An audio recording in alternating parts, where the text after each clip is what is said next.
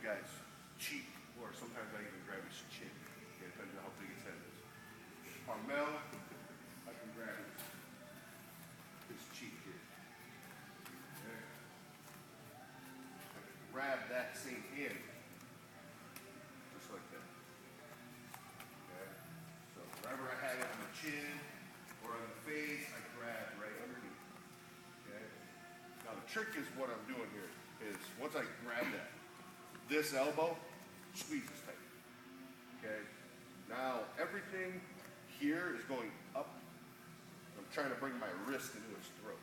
Okay, so that wrist is going to go to my shoulder here. So this arm will go up too. And I drop. I'm not going like this. I'm going like this. Kind of going sideways a little bit and then lifting. Alright. So grab that chin or the face. Now get as deep as you can. That's the trick. Okay. Grab. Close that elbow. Lifting. Okay. If he coughs, you did it right.